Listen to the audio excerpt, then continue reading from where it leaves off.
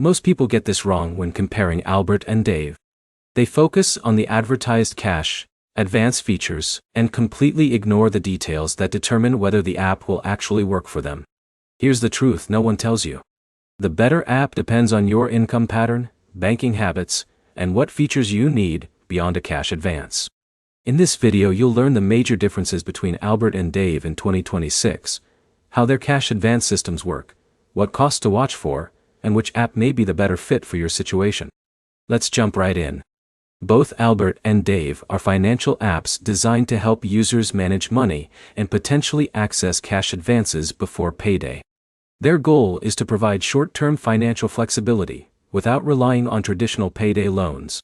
If you're completely new, here's a simple example. Imagine Jake gets paid every 2 weeks and suddenly needs money for an unexpected car repair.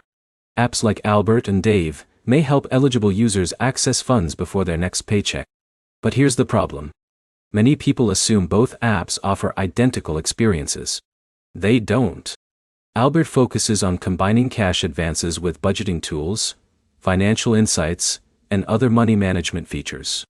Dave also offers cash advance options, but places a strong emphasis on helping users avoid overdrafts and manage everyday expenses. Now here's where it gets interesting. Eligibility can vary significantly between users.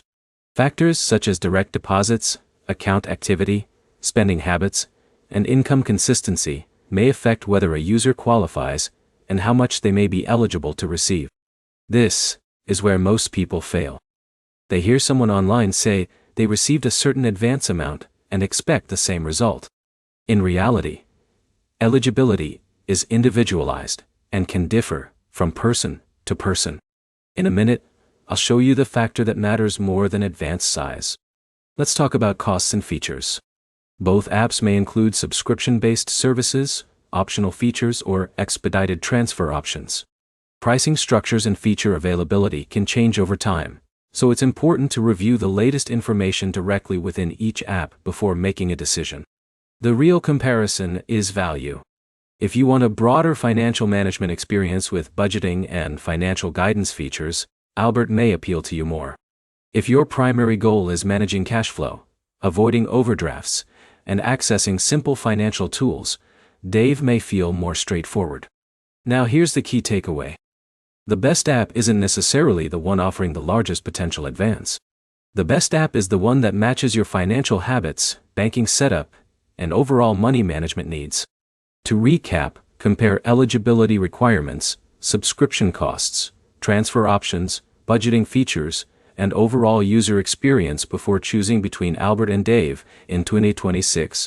If this comparison helped you make a smarter decision, be sure to like the video, subscribe for more financial app reviews and comparisons, and leave a comment letting us know which app you're considering. Thanks for watching, and I'll see you in the next video.